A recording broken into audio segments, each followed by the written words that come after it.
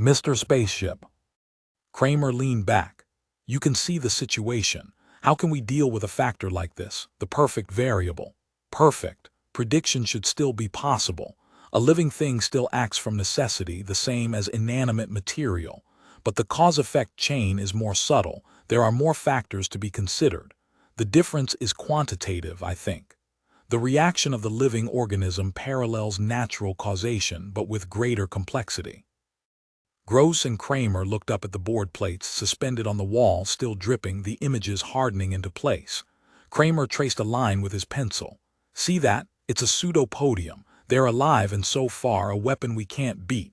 No mechanical system can compete with that, simple or intricate. We'll have to scrap the John Mister, space and control, and find something else. Meanwhile, the war continues as it is. Stalemate. Checkmate. They can't get to us and we can't get through their living minefield. Kramer nodded. It's a perfect defense for them, but there still might be one answer. What's that? Wait a minute. Kramer turned to his rocket expert sitting with the charts and files. The heavy cruiser that returned this week. It didn't actually touch, did it? It came close, but there was no contact. Correct. The expert nodded. The mine was 20 miles off. The cruiser was in space drive, moving directly toward Proxima, line straight, using the Johnson control, of course. It had deflected a quarter of an hour earlier for reasons unknown.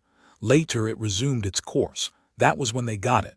It shifted, Kramer said, but not enough.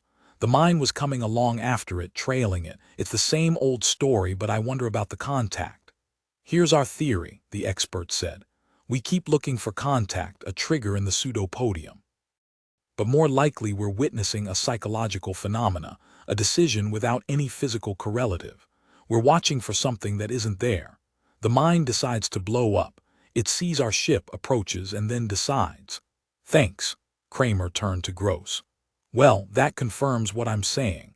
How can a ship guided by automatic relays escape a mine that decides to explode? The whole theory of mine penetration is that you must avoid tripping the trigger. But here the trigger is a state of mind in a complicated, developed life form. The belt is 50,000 miles deep, Gross added. It solves another problem for them, repair and maintenance. The damn things reproduce, fill up the spaces by spawning into them. I wonder what they feed on. Probably the remains of our first line. The big cruisers must be a delicacy. It's a game of wits between a living creature and a ship piloted by automatic relays. The ship always loses. Kramer opened a folder. I'll tell you what I suggest. Go on, Gross said. I've already heard 10 solutions today. What's yours? Mine is very simple. These creatures are superior to any mechanical system, but only because they're alive. Almost any other life form could compete with them, any higher life form. If the Yucks can put out living mines to protect their planets, we ought to be able to harness some of our own life forms in a similar way. Let's make use of the same weapon ourselves. Which life form do you propose to use? I think the human brain is the most agile of known living forms. Do you know of any better? But no human being can withstand outspace travel. A human pilot would be dead of heart failure long before the ship got anywhere near Proxima. But we don't need the whole body, Kramer said. We need only the brain. What? The problem is to find a person of high intelligence who would contribute in the same manner that eyes and arms are volunteered. But a brain, technically it could be done. Brains have been transferred several times when body destruction made it necessary. Of course, to a spaceship, to a heavy outspace cruiser instead of an artificial body, that's new. The room was silent. It's quite an idea, Gross said slowly. His heavy square face twisted. But even supposing it might work, the big question is whose brain? It was all very confusing, the reasons for the war, the nature of the enemy. The Yucconae had been contacted on one of the outlying planets of Proxima Centauri. At the approach of the Terran ship, a host of dark, slim pencils had lifted abruptly and shot off into the distance. The first real encounter came between 3 of the Yuck pencils and a single exploration ship from Terra. No Terrans survived. After that it was all-out war, with no holds barred. Both sides feverishly constructed defense rings around their systems. Of the two, the Yucconae belt was the better. The ring around Proxima was a living ring, superior to anything Terra could throw against it. The standard equipment by which Terran ships were guided in outspace, the Johnson control, was not adequate. Something more was needed. Automatic relays were not good enough. Not good at all, Kramer thought to himself, as he stood looking down the hillside at the work going on below him. A warm wind blew along the hill, rustling the weeds and grass. At the bottom in the valley, the mechanics had almost finished. The last elements of the reflex system had been removed from the ship and crated up. All that was needed now was the new core, the new central key that would take the place of the mechanical system. A human brain, the brain of an intelligent, wary human being. But would the human being part with it? That was the problem. Kramer turned. Two people were approaching him along the road, a man and a woman. The man was gross, expressionless, heavyset, walking with dignity. The woman was, he stared in surprise and growing annoyance. It was Dolores, his wife. Since they'd separated, he had seen little of her. Kramer, Gross said. Look who I ran into, came back down with us. We're going into town. Hello, Phil, Dolores said. Well, aren't you glad to see me? He nodded. How have you been? You're looking fine. She was still pretty and slender in her uniform, the blue-gray of internal security, Gross's organization. Thanks, she smiled. You seem to be doing all right, too. Commander Gross tells me that you're responsible for this project, operation head as they call it. Whose head have you decided on? That's the problem. Kramer lit a cigarette. This ship is to be equipped with a human brain instead of the Johnson system. We've constructed special draining baths for the brain, electronic relays to catch the impulses and magnify them, a continual feeding duct that supplies the living cells with everything they need. But we still haven't got the brain itself, Gross finished. They began to walk back toward the car. If we can get that, we'll be ready for the tests. Will the brain remain alive? Dolores asked. Is it actually going to live as part of the ship? It will be alive but not conscious. Very little life is actually conscious. Animals, trees, insects are quick in their responses, but they aren't conscious. In this process of ours, the individual personality, the ego, will cease. We only need the responsibility, nothing more. Dolores shuddered. How terrible. In time of war, everything must be tried, Kramer said absently. If one life sacrificed will end the war, it's worth it. This ship might get through. A couple more like it and there wouldn't be any more war. They got into the car. They drove down the road, Gross said. Have you thought of anyone yet? Kramer shook his head. That's out of my line. What do you mean? I'm an engineer, it's not in my department. But all this was your idea. My work ends there. Gross was staring at him oddly. Kramer shifted uneasily. Then who is supposed to do it? Gross said. I can have my organization prepare examinations of various kinds to determine fitness, that kind of thing. Listen, Phil, Dolores said suddenly. What? She turned toward him. I have an idea. Do you remember that professor we had in college, Michael Thomas? Kramer nodded. I wonder if he's still alive. Dolores frowned. If he is, he must be awfully old. Why Dolores? Gross asked. Perhaps an old person who didn't have much time left but whose mind was still clear and sharp. Professor Thomas, Kramer rubbed his jaw. He certainly was a wise old duck, but could he still be alive? He must have been 70 then. Could find that out, Gross said. I could make a routine check. What do you think? Dolores said. If any human mind could outwit those creatures, I don't like the idea, Kramer said. In his mind an image had appeared, the image of an old man sitting behind a desk, his bright gentle eyes moving about the classroom. The old man leaning forward, a thin hand raised. Keep him out of this, Kramer said. What's wrong? Gross looked at him curiously. It's because I suggested it, Dolores said. No. Kramer shook his head. It's not that. I didn't expect anything like this. Somebody I knew, a man I studied under. I remember him very clearly. He was a very distinct personality. Good, Gross said. He sounds fine. We can't do it. We're asking his death. This is war, Gross said, and war doesn't wait on the needs of the individual. You said that yourself. Surely he'll volunteer. We can keep it on that basis. He may already be dead, Dolores murmured. We'll find that out, Gross said, speeding up the car. They drove the rest of the way in silence. For a long time the two of them stood studying the small wood house, overgrown with ivy, set back on the lot behind the enormous oak. The little town was silent and sleepy. Once in a while a car moved slowly along the distant highway, but that was all. This is the place, Gross said to Kramer. He folded his arms. Quite a quaint little house. Kramer said nothing. The two security agents behind them were expressionless. Gross started toward the gate. "Let's go." According to the check, he's still alive but very sick. His mind is agile, however. That seems to be certain. It said he doesn't leave the house. A woman takes care of his needs. He's very frail. They went down the stone walk and up onto the porch. Gross rang the bell. They waited. After a time, they heard slow footsteps. The door opened. An elderly woman in a shapeless wrapper studied them impassively. "Security," Gross said, showing his card. "We wish to see Professor Thomas." "Why?" "Government business." He glanced at Kramer. Kramer stepped forward. "I was a pupil of the Professor S," he said. "I'm sure he won't mind seeing us." The woman hesitated uncertainly. Gross stepped into the doorway. "All right, mother, this is war time. We can't stand out here." The two security agents followed him, and Kramer came reluctantly behind, closing the door. Gross stalked down the hall until he came to an open door. He stopped, looking in. Kramer could see the white corner of a bed, a wooden post, and the edge of a dresser. He joined Gross. In the dark room, a withered old man lay, propped up on endless pillows. At first it seemed as if he were asleep. There was no motion or sign of life. But after a time, Kramer saw with a faint shock that the old man was watching them, intently, his eyes fixed on them, unmoving, unwinking. "Professor Thomas," Gross said. "I'm Commander Gross of Security. This man with me is perhaps known to you," the faded eyes fixed on Kramer. "I know him. Philip Kramer, you've grown heavier, boy." The voice was feeble, the rustle of dry ashes. "Is it true you're married now?" "Yes, I married Dolores French. You remember her." Kramer came toward the bed. "But we're separated. It didn't work out very well. Our careers, what we came here about, Professor," Gross began, but Kramer cut him off with an impatient wave. "Let me talk. Can't you and your men get out of here long enough to let me talk to him?" Gross swallowed. "All right, Kramer," he nodded to the two men. The three of them left the room, going out into the hall and closing the door after them.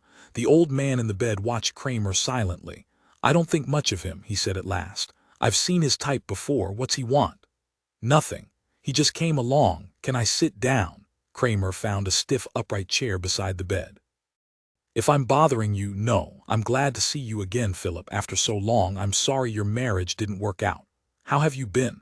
"I've been very ill. I'm afraid that my moment on the world stage has almost ended." The ancient eyes studied the younger man reflectively. "You look as if you have been doing well, like everyone else I thought highly of. You've gone to the top in this society." Kramer smiled. Then he became serious. "Professor, there's a project we're working on that I want to talk to you about. It's the first ray of hope we've had in this whole war. If it works, we may be able to crack the Yuck defenses, get some ships into their system. If we can do that, the war might be brought to an end." "Go on, tell me about it if you wish." "It's a long shot, this project. It may not work at all, but we have to give it a try." "It's obvious that you came here because of it," Professor Thomas murmured. "I'm becoming curious." "Go on." After Kramer finished, the old man lay back in the bed without speaking. At last he sighed. "I understand, a human mind taken out of a human body."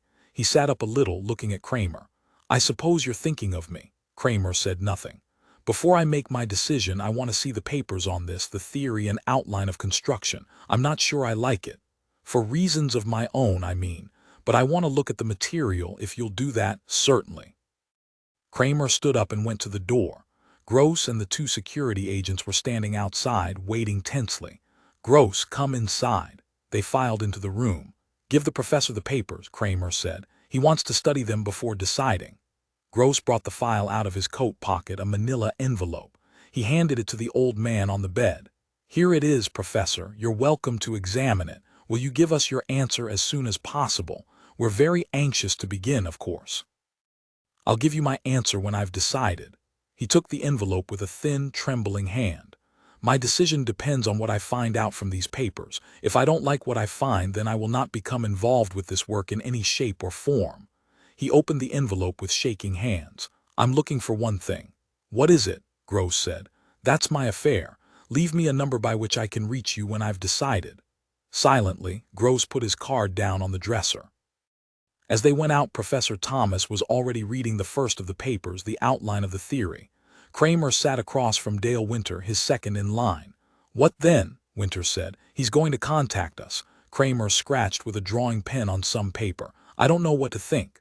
What do you mean? Winter's good-natured face was puzzled. Look. Kramer stood up, pacing back and forth, his hands in his uniform pockets. He was my teacher in college. I respected him as a man as well as a teacher. He was more than a voice, a talking book. He was a person, a calm, kindly person I could look up to. I always wanted to be like him someday. Now look at me. So, look at what I'm asking. I'm asking for his life as if he were some kind of laboratory animal kept around in a cage, not a man, a teacher at all. Do you think he'll do it? I don't know. Kramer went to the window. He stood looking out. In a way, I hope not. But if he doesn't, then we'll have to find somebody else. I know. There would be somebody else. Why did Dolores have to? The vidphone rang. Kramer pressed the button. This is gross. The heavy features formed. The old man called me, Professor Thomas. What did he say? He knew. He could tell already by the sound of Gross's voice. He said he'd do it. I was a little surprised myself, but apparently he means it. We've already made arrangements for his admission to the hospital. His lawyer is drawing up the statement of liability. Kramer only half heard. He nodded wearily. All right, I'm glad. I suppose we can go ahead then. You don't sound very glad. I wonder why he decided to go ahead with it. He was very certain about it. Gross sounded pleased. He called me quite early. I was still in bed. You know this calls for a celebration. Sure, Kramer said. It sure does. Toward the middle of August, the project neared completion. They stood outside in the hot autumn heat, looking up at the sleek metal sides of the ship. Gross thumped the metal with his hand. Well, it won't be long. We can begin the test any time. Tell us more about this, an officer in gold braid said. It's such an unusual concept. Is there really a human brain inside the ship? A dignitary asked, a small man in a rumpled suit. And the brain is actually alive. Gentlemen, this ship is guided by a living brain instead of the usual Johnson relay control system. But the brain is not conscious. It will function by reflex only. The practical difference between it and the Johnson system is this. A human brain is far more intricate than any man-made structure, and its ability to adapt itself to a situation, to respond to danger, is far beyond anything that could be artificially built. Gross paused, cocking his ear. The turbines of the ship were beginning to rumble, shaking the ground under them with a deep vibration. Kramer was standing a short distance away from the others, his arms folded, watching silently. At the sound of the turbines, he walked quickly around the ship to the other side. A few workmen were clearing away the last of the waste, the scraps of wiring and scaffolding. They glanced up at him and went on hurriedly with their work. Kramer mounted the ramp and entered the control cabin of the ship. Winter was sitting at the controls with a pilot from space transport. How's it look? Kramer asked. All right. Winter got up. He tells me that it would be best to take off manually. The robot controls. Winter hesitated.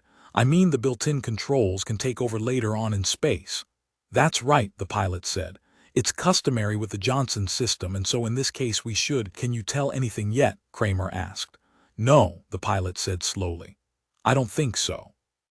I've been going over everything. It seems to be in good order. There's only one thing I wanted to ask you about. He put his hand on the control board. There are some changes here I don't understand. Changes. Alterations from the original design. I wonder what the purpose is. Kramer took a set of the plans from his coat. Let me look. He turned the pages over. The pilot watched carefully over his shoulder. The changes aren't indicated on your copy, the pilot said. I wonder. He stopped. Commander Gross had entered the control cabin.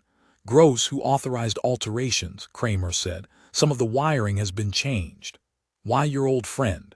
Gross signaled to the field tower through the window. My old friend, the professor, he took quite an active interest. Gross turned to the pilot. Let's get going. We have to take this out past gravity for the test, they tell me. Well, perhaps it's for the best. Are you ready? Sure. The pilot sat down and moved some of the controls around. Any time. Go ahead then, Gross said. The professor, Kramer began, but at that moment there was a tremendous roar and the ship leaped under him. He grasped one of the wall holds and hung on as best he could. The cabin was filling with a steady throbbing, the raging of the jet turbines underneath them. The ship leaped. Kramer closed his eyes and held his breath. They were moving out into space, gaining speed each moment. Well, what do you think? Winter said nervously. Is it time yet? A little longer, Kramer said. He was sitting on the floor of the cabin down by the control wiring.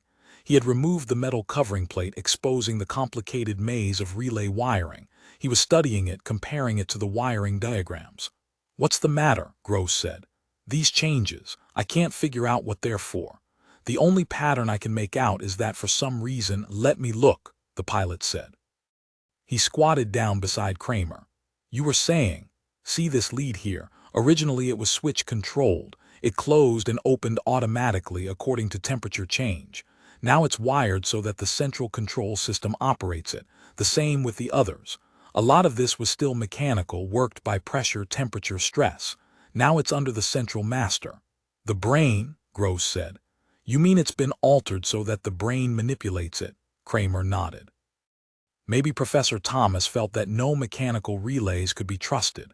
Maybe he thought that things would be happening too fast, but some of these could close in a split second. The brake rockets could go on as quickly as— "Hey," Winter said from the control seat. "We're getting near the moon stations. What'll I do?" They looked out the port. The corroded surface of the moon gleamed up at them, a corrupt and sickening sight. They were moving swiftly toward it. "I'll take it," the pilot said. He eased Winter out of the way and strapped himself in place. The ship began to move away from the moon as he manipulated the controls. Down below them they could see the observation stations dotting the surface, and the tiny squares that were the openings of the underground factories and hangars. A red blinker winked up at them and the pilot's fingers moved on the board in answer. "We're past the moon," the pilot said after a time. The moon had fallen behind them.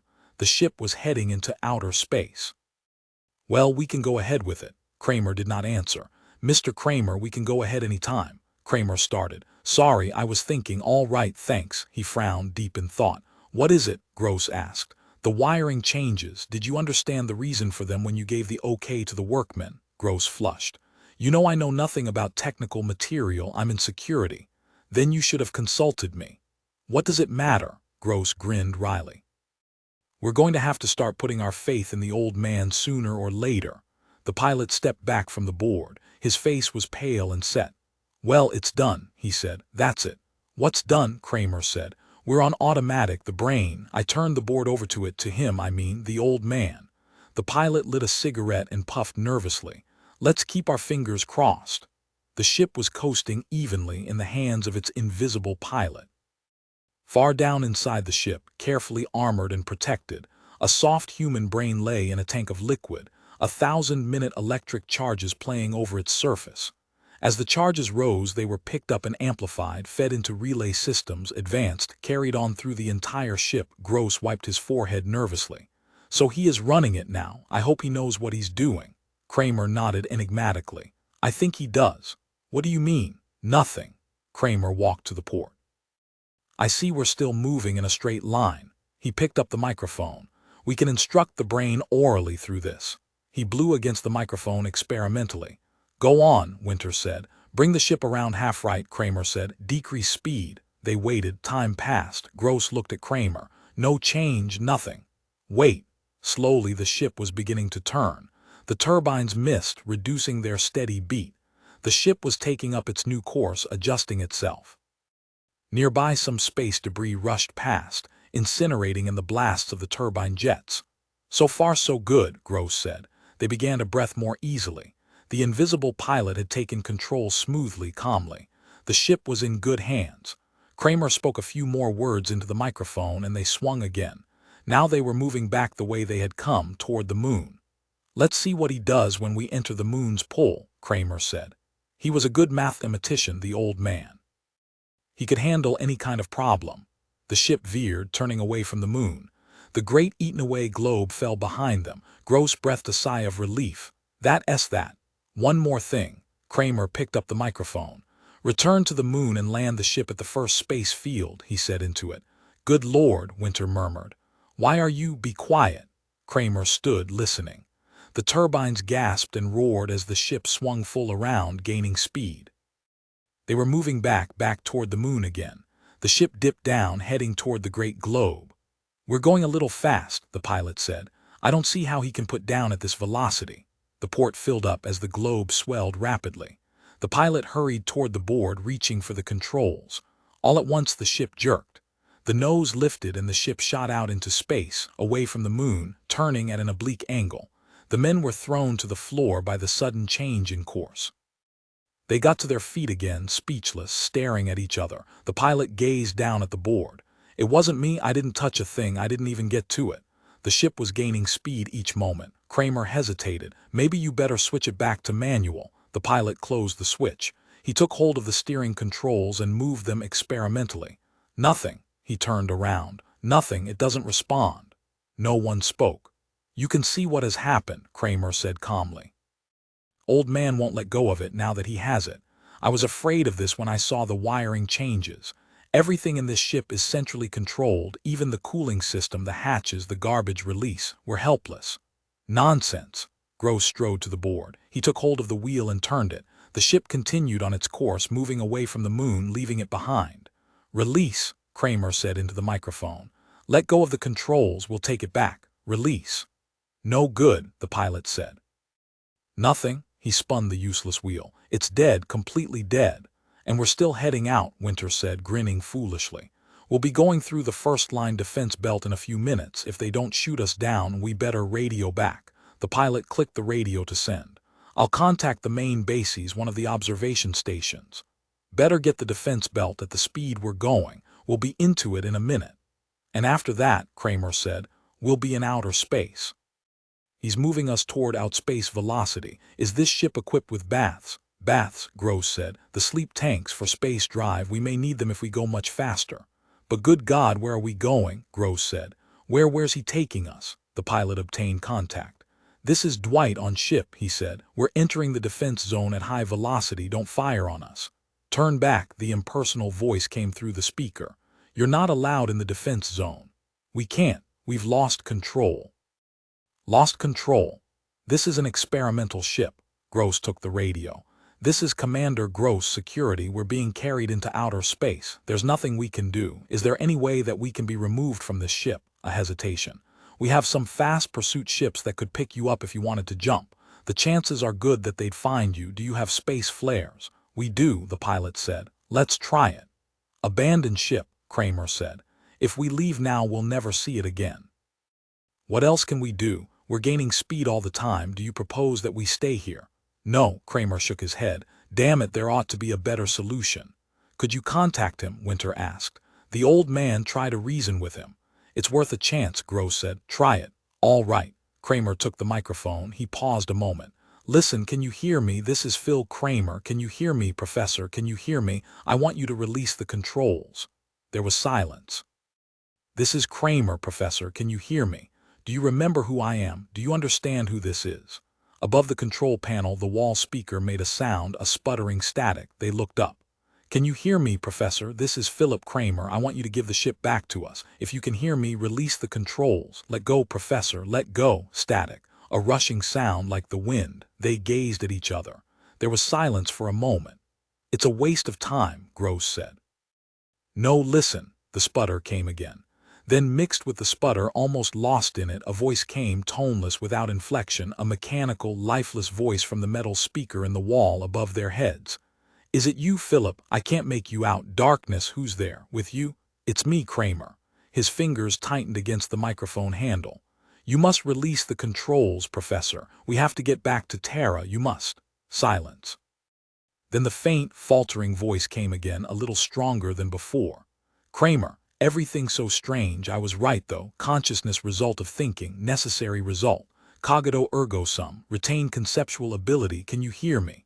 Yes, Professor, I altered the wiring control. I was fairly certain. I wonder if I can do it. Try. Suddenly the air conditioning snapped into operation. It snapped abruptly off again.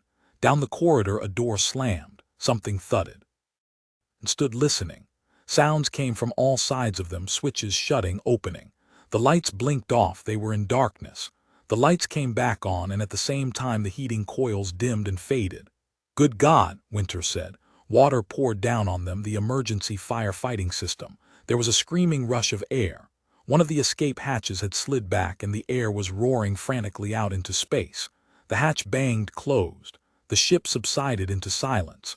The heating coils glowed into life. As suddenly as it had begun, the weird exhibition ceased. I can do everything, The dry, toneless voice came from the wall speaker. "It is all controlled. Kramer, I wish to talk to you. I've been thinking. I haven't seen you in many years. A lot to discuss.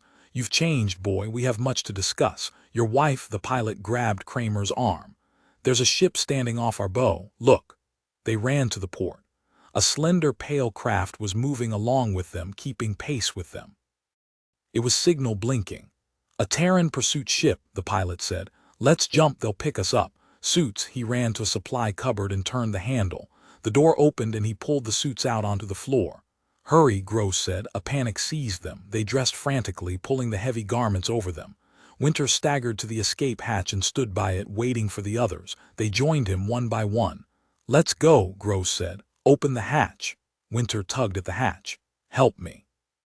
They grabbed hold, tugging together. Nothing happened. The hatch refused to budge. "Get a crowbar," the pilot said. "Hasn't anyone got a blaster?" Gross looked frantically around. "Damn it, blast it open." "Pull," Kramer grated. "Pull together." "Are you at the hatch?" The toneless voice came, drifting and eddying through the corridors of the ship. They looked up, staring around them. "I sense something nearby outside. A ship. You are leaving, all of you." "Kramer, you are leaving too." "Very unfortunate. I had hoped we could talk. Perhaps at some other time you might be induced to remain." "Open the hatch," Kramer said, staring up at the impersonal walls of the ship. "For God's sake, open it." There was silence, an endless pause. Then very slowly the hatch slid back. The air screamed out, rushing past them into space. One by one they leaped, one after the other, propelled away by the repulsive material of the suits. A few minutes later they were being hauled aboard the pursuit ship. As the last one of them was lifted through the port, their own ship pointed itself suddenly upward and shot off at tremendous speed. It disappeared. Kramer removed his helmet, gasping. Two sailors held onto him and began to wrap him in blankets. Gross sipped a mug of coffee, shivering. "It's gone," Kramer murmured. "I'll have an alarm sent out," Gross said. "What's happened to your ship?" a sailor asked curiously. "It sure took off in a hurry. Who's on it?" "We'll have to have it destroyed," Gross went on, his face grim. "It's got to be destroyed. There's no telling what he has in mind." Gross sat down weakly on a metal bench. "What a close call for us. We were so damn trusting." "What could he be planning?" Kramer said, half to himself. "It doesn't make sense. I don't get it." As the ship sped back toward the moon base, they sat around the table in the dining room, sipping hot coffee and thinking, not saying very much. "Look here," Gross said at last. "What kind of man was Professor Thomas? What do you remember about him?" Kramer put his coffee mug down. "It was 10 years ago. I don't remember much. It's vague." He let his mind run back over the years. He and Dolores had been at Hunt College together, in physics and the life sciences. The college was small and set back away from the momentum of modern life. He had gone there because it was his hometown, and his father had gone there before him. Professor Thomas had been at the college a long time, as long as anyone could remember. He was a strange old man, keeping to himself most of the time. There were many things that he disapproved of, but he seldom said what they were. "Do you recall anything that might help us?" Gross asked. "Anything that would give us a clue as to what he might have in mind?" Kramer nodded slowly. "I remember one thing. One day he and the professor had been sitting together in the school chapel, talking leisurely. 'Well, you'll be out of school soon,' the professor had said. 'What are you going to do?' 'Work at one of the government research projects, I suppose.' 'And eventually, what's your ultimate goal?' Kramer had smiled. 'The question is unscientific. It presupposes such things as ultimate ends. Suppose instead along these lines then. What if there were no war and no government research projects? What would you do then?' 'I don't know, but how can I imagine a hypothetical situation like that? There's been war as long as I can remember. We're geared for war. I don't know what I'd do. I suppose I'd adjust, get used to it.' The professor had stared at him. 'Oh, you do think you'd get accustomed to it, eh? Well, I'm glad of that. And you think you could find something to do?' Gross listened intently. 'What do you infer from this, Kramer?' 'Not much, except that he was against war.' 'We're all against war,' Gross pointed out. 'True, but he was withdrawn, set apart. He lived very simply, cooking his own meals. His wife died many years ago. He was born in Europe, in Italy. He changed his name when he came to the United States. He used to read Dante and Milton. He even had a Bible. Very anachronistic, don't you think?' Yes, he lived quite a lot in the past. He found an old phonograph and records and he listened to the old music. You saw his house, how old-fashioned it was. Did he have a file? Winter asked Gross. With security. No, none at all. As far as we could tell, he never engaged in political work, never joined anything or even seemed to have strong political convictions. No, Kramer agreed. About all he ever did was walk through the hills. He liked nature. Nature can be of great use to a scientist, Gross said. There wouldn't be any science without it. Kramer, what do you think his plan is, taking control of the ship and disappearing? Winter said. Maybe the transfer made him insane, the pilot said. Maybe there's no plan, nothing rational at all. But he had the ship rewired and he had made sure that he would retain consciousness and memory before he even agreed to the operation. He must have had something planned from the start. But what? Perhaps he just wanted to stay alive longer, Kramer said. He was old and about to die, or what? Nothing. Kramer stood up. I think as soon as we get to the moon base I'll make a vid call to Earth. I want to talk to somebody about this. Who's that? Gross asked. Dolores, maybe she remembers something. That's a good idea, Gross said. Where are you calling from? Dolores asked when he succeeded in reaching her. From a moon base. All kinds of rumors are running around. Why didn't the ship come back? What happened? I'm afraid he ran off with it. He, the old man, Professor Thomas. Kramer explained what had happened. Dolores listened intently. How strange, and you think he planned it all in advance from the start? I'm certain. He asked for the plans of construction and the theoretical diagrams at once. But why? What for? I don't know. Look, Dolores, what do you remember about him? Is there anything that might give a clue to all this? Like what? I don't know, that's the trouble. On the vid screen, Dolores knitted her brow. I remember he raised chickens in his backyard and once he had a goat. She smiled. Do you remember the day the goat got loose and wandered down the main street of town? Nobody could figure out where it came from. Anything else? No, he watched her struggling, trying to remember. He wanted to have a farm sometime, I know. All right, thanks. Kramer touched the switch. When I get back to Terra, maybe I'll stop and see you. Let me know how it works out. He cut the line and the picture dimmed and faded. He walked slowly back to where Gross and some officers of the military were sitting at a chart table talking. Any luck? Gross said, looking up. No. All she remembers is that he kept a goat. Come over and look at this detailed chart. Gross motioned him around to his side. Watch. Kramer saw the record tabs moving furiously, the little white dots racing back and forth. What's happening? He asked. A squadron outside the defense zone has finally managed to contact the ship. They're maneuvering now for position. Watch. The white counters were forming a barrel formation around a black dot that was moving steadily across the board, away from the central position. As they watched, the white dots constructed around it. They're ready to open fire, a technician at the board said. Commander, what shall we tell them to do? Gross hesitated. I hate to be the one who makes the decision. When it comes right down to it, it's not just a ship, Kramer said. It's a man, a living person. A human being is up there moving through space. I wish we knew what, but the order has to be given. We can't take any chances. Suppose he went over to them, to the Yucks. Kramer's jaw dropped. My God, he wouldn't do that. Are you sure? Do you know what he'll do? He wouldn't do that. Gross turned to the technician. Tell them to go ahead. I'm sorry, sir, but now the ship has gotten away. Look down at the board. Gross stared down Kramer over his shoulder. The black dot had slipped through the white dots and had moved off at an abrupt angle. The white dots were broken up, dispersing in confusion. He's an unusual strategist, one of the officers said. He traced the line. It's an ancient maneuver, an old Prussian device, but it worked. The white dots were turning back. Too many Yuck ships out that far, Gross said. Well, that's what you get when you don't act quickly. He looked up coldly at Kramer. We should have done it when we had him. Look at him go. He jabbed a finger at the rapidly moving black dot. The dot came to the edge of the board and stopped. It had reached the limit of the charted area. See, now what? Kramer thought, watching. So the old man had escaped the cruisers and gotten away. He was alert, all right. There was nothing wrong with his mind, or with ability to control his new body. The ship was a new body for him. He had traded in the old dying body, withered and frail, for this hulking frame of metal and plastic, turbines and rocket jets. He was strong now, strong and big. The new body was more powerful than 1,000 human bodies. But how long would it last him? The average life of a cruiser was only 10 years. With careful handling, he might get 20 out of it before some essential part failed and there was no way to replace it. And then, what then? What would he do when something failed and there was no one to fix it for him? That would be the end. Someplace far out in the cold darkness of space, the ship would slow down, silent and lifeless, to exhaust its last heat into the eternal timelessness of outer space.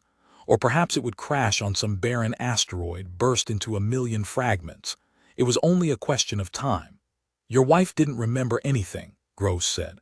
I told you, only that he kept a goat once. A hell of a lot of help, that is, Kramer shrugged. It's not my fault. I wonder if we'll ever see him again.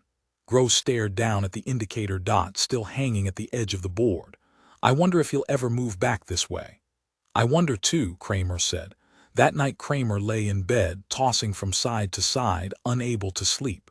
The moon gravity, even artificially increased, was unfamiliar to him, and it made him uncomfortable. 1,000 thoughts wandered loose in his head as he lay, fully awake. What did it all mean? What was the professor's plan? Maybe they would never know. Maybe the ship was gone for good, the old man had left forever, shooting into outer space. They might never find out why he had done it, what purpose, if any, had been in his mind. Kramer sat up in bed. He turned on the light and lit a cigarette. His quarters were small, a metal-lined bunk room, part of the moon station base. The old man had wanted to talk to him. He had wanted to discuss things, hold a conversation, but in the hysteria and confusion, all they had been able to think of was getting away. The ship was rushing off with them, carrying them into outer space. Kramer set his jaw. Could they be blamed for jumping? They had no idea where they were being taken or why. They were helpless, caught in their own ship, and the pursuit ship standing by waiting to pick them up was their only chance.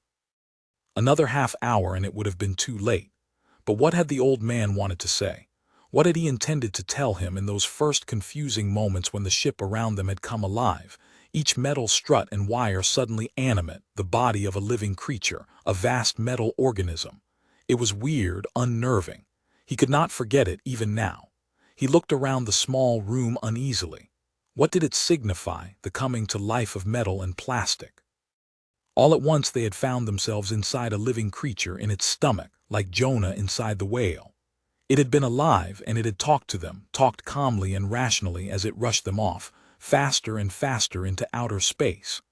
The wall speaker and circuit had become the vocal cords and mouth, the wiring the spinal cord and nerves, the hatches and relays and circuit breakers the muscles. They had been helpless, completely helpless. The ship had, in a brief second, stolen their power away from them and left them defenseless, practically at its mercy. It was not right. It made him uneasy. All his life he had controlled machines, bent nature and the forces of nature to man and man's needs. The human race had slowly evolved until it was in a position to operate things, run them as it saw fit. Now all at once it had been plunged back down the ladder again, prostrate before a power against which they were children. Kramer got out of bed. He put on his bathrobe and began to search for a cigarette. While he was searching, the vid screen rang. He snapped the vidphone on. Yes, the face of the immediate monitor appeared. A call from Tara, Mr. Kramer, an emergency call. Emergency call for me? Put it through. Kramer came awake, brushing his hair back out of his eyes. Alarm plucked at him. From the speaker a strange voice came. Philip Kramer, is this Kramer? Yes, go on. This is General Hospital. New York City, Tara. Mr. Kramer, your wife is here. She has been critically injured in an accident. Your name was given to us to call. Is it possible for you to? How badly? Kramer gripped the vidphone stand. Is it serious? Yes, it's serious, Mr. Kramer. Are you able to come here? The quicker you can come, the better. Yes, Kramer nodded. I'll come, thanks. The screen died as the connection was broken. Kramer waited a moment. Then he tapped the button. The screen relit again. Yes, sir, the monitor said. Can I get a ship to Tara at once? It's an emergency. My wife, there's no ship leaving the moon for 8 hours. You'll have to wait until the next period. Isn't there anything I can do? We can broadcast a general request to all ships passing through this area. Sometimes cruisers pass by here returning to Tara for repairs. Will you broadcast that for me? I'll come down to the field. Yes, sir, but there may be no ship in the area for a while. It's a gamble. The screen died. Kramer dressed quickly. He put on his coat and hurried out the lift. A moment later, he was running across the general receiving lobby, past the rows of vacant desks and conference tables. At the door, the sentries stepped aside and he went outside, onto the great concrete steps. The face of the moon was in shadow. Below him, the field stretched out in total darkness, a black void, endless without form. He made his way carefully down the steps and along the ramp along the side of the field to the control tower. A faint row of red lights showed him the way. 2 soldiers challenged him at the foot of the tower, standing in the shadows, their guns ready. Kramer. Yes, a light was flashed in his face. Your call has been sent out already. Any luck? Kramer asked. There's a cruiser nearby that has made contact with us. It has an injured jet and is moving slowly back toward Terra, away from the line. Good. Kramer nodded, a flood of relief rushing through him. He lit a cigarette and gave one to each of the soldiers. The soldiers lit up. Sir, one of them asked, is it true about the experimental ship? What do you mean? It came to life and ran off. No, not exactly, Kramer said.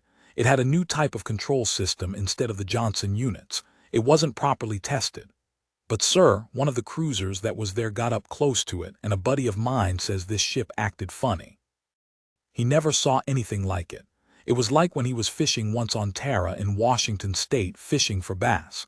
The fish were smart, going this way and that. Here's your cruiser, the other soldier said. Look. An enormous vague shape was settling slowly down onto the field.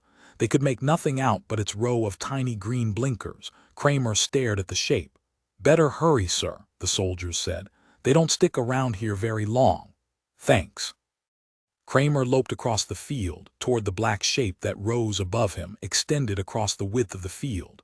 The ramp was down from the side of the cruiser and he caught hold of it. The ramp rose, and a moment later Kramer was inside the hold of the ship. The hatch slid shut behind him. As he made his way up the stairs to the main deck, the turbines roared up from the moon, out into space. Kramer opened the door to the main deck. He stopped suddenly, staring around him in surprise. There was nobody in sight. The ship was deserted. Good God, he said. Realization swept over him, numbing him. He sat down on a bench, his head swimming. Good God. The ship roared out into space, leaving the moon and Terra farther behind each moment, and there was nothing he could do. So it was you who put the call through, he said at last. It was you who called me on the vidphone, not any hospital on Terra. It was all part of the plan. He looked up and around him. And Dolores is really... Your wife is fine, the wall speaker above him said tonelessly. It was a fraud. I'm sorry to trick you that way, Philip, but it was all I could think of. Another day and you would have been back on Terra. I don't want to remain in this area any longer than necessary. They have been so certain of finding me out in deep space that I have been able to stay here without too much danger. But even the purloined letter was found eventually. Kramer smoked his cigarette nervously. What are you going to do? Where are we going? First, I want to talk to you. I have many things to discuss. I was very disappointed when you left me along with the others. I had hoped that you would remain. The dry voice chuckled. Remember how we used to talk in the old days, you and I? That was a long time ago. The ship was gaining speed.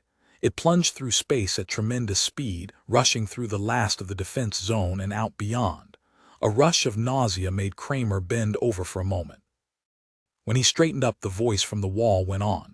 I'm sorry to step it up so quickly, but we are still in danger. Another few moments and we'll be free.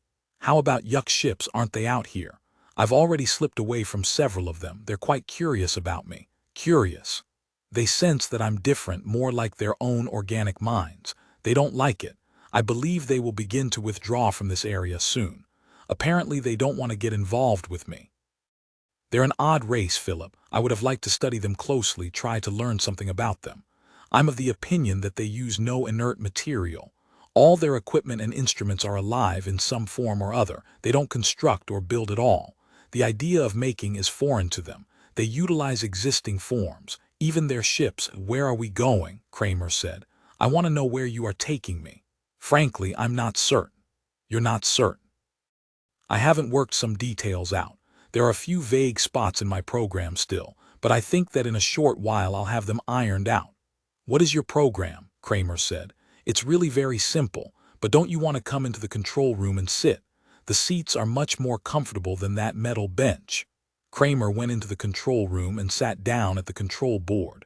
Looking at the useless apparatus made him feel strange. "What's the matter?" The speaker above the board rasped. Kramer gestured helplessly. "I'm powerless. I can't do anything, and I don't like it. Do you blame me?" No, I don't blame you, but you'll get your control back soon. Don't worry. This is only a temporary expedient taking you off this way. It was something I didn't contemplate. I forgot that orders would be given out to shoot me on sight. It was Gross's idea. I don't doubt that. My conception, my plan, came to me as soon as you began to describe your project, that day at my house. I saw at once that you were wrong. You people have no understanding of the mind at all. I realized that the transfer of a human brain from an organic body to a complex artificial spaceship would not involve the loss of the intellectualization faculty of the mind. When a man thinks, he is. When I realized that, I saw the possibility of an age-old dream becoming real. I was quite elderly when I first met you, Philip. Even then my lifespan had come pretty much to its end. I could look ahead to nothing but death, and with it the extinction of all my ideas. I had made no mark on the world, none at all. My students, one by one, passed from me into the world to take up jobs in the great research project, the search for better and bigger weapons of war. The world has been fighting for a long time, first with itself, then with the Martians, then with these beings from Proxima Centauri whom we know nothing about. The human society has evolved war as a cultural institution, like the science of astronomy or mathematics. War is a part of our lives, a career, a respected vocation. Bright, alert young men and women move into it, putting their shoulders to the wheel as they did in the time of Nebuchadnezzar. It has always been so. But is it innate in mankind? I don't think so. No social custom is innate. There were many human groups that did not go to war. The Eskimos never grasped the idea at all, and the American Indians never took to it well. But these dissenters were wiped out, and a cultural pattern was established that became the standard for the whole planet. Now it has become ingrained in us. But if someplace along the line some other way of settling problems had arisen and taken hold, something different than the massing of men into, "What's your plan?" Kramer said. "I know the theory. It was part of one of your lectures." "Yes, buried in a lecture on plant selection, as I recall. When you came to me with this proposition, I realized that perhaps my conception could be brought to life after all. If my theory were right that war is only a habit, not an instinct, a society built up apart from Terra with a minimum of cultural roots might develop differently. If it failed to absorb our outlook, if it could start out on another foot, it might not arrive at the same point to which we have come. A dead end, with nothing but greater and greater wars in sight, until nothing is left but ruin and destruction everywhere. Of course, there would have to be a watcher to guide the experiment at first. A crisis would undoubtedly come very quickly, probably in the second generation. Cain would arise almost at once. You see, Kramer, I estimate that if I remain at rest most of the time on some small planet or moon, I may be able to keep functioning for almost 100 years. That would be time enough, sufficient to see the direction of the new colony. After that, well, after that it would be up to the colony itself, which is just as well, of course. It must take control eventually on his own. 100 years, and after that they will have control of their destiny. Perhaps I am wrong. Perhaps war is more than a habit.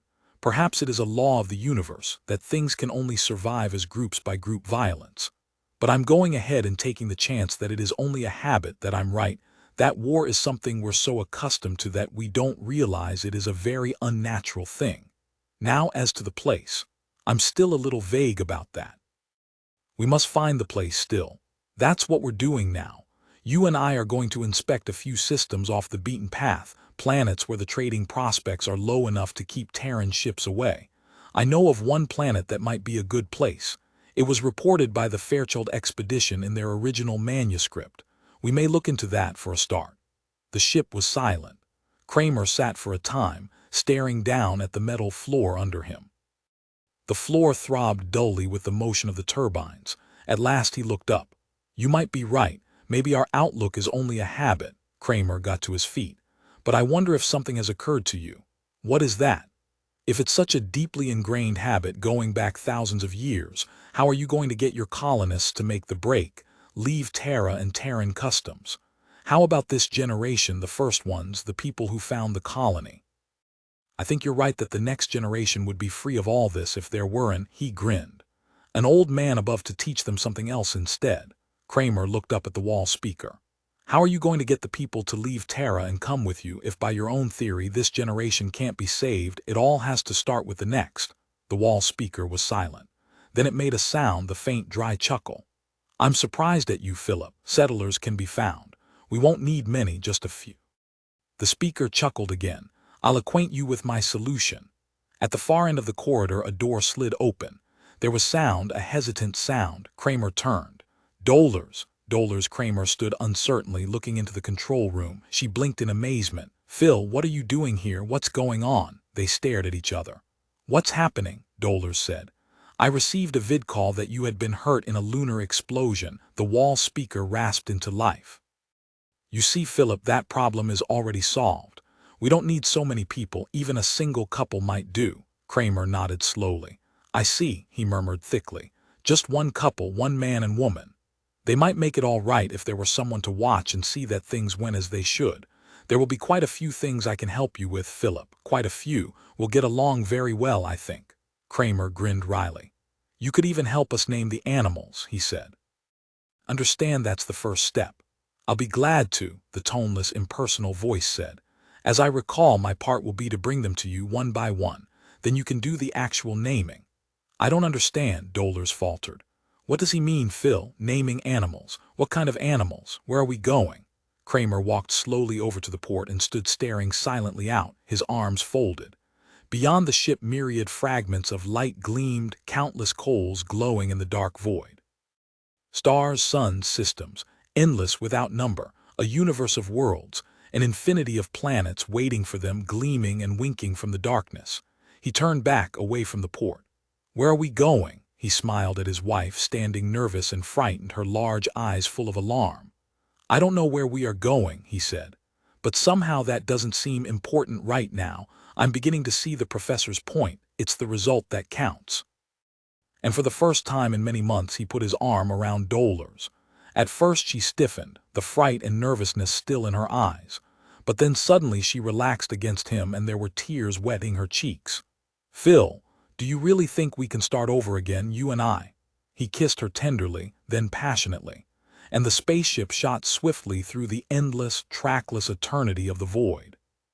If you enjoyed this or any of my other work, please be sure to like and subscribe, as it really helps with the algorithm. And if you really enjoyed this, please leave me a tip via the link in the description.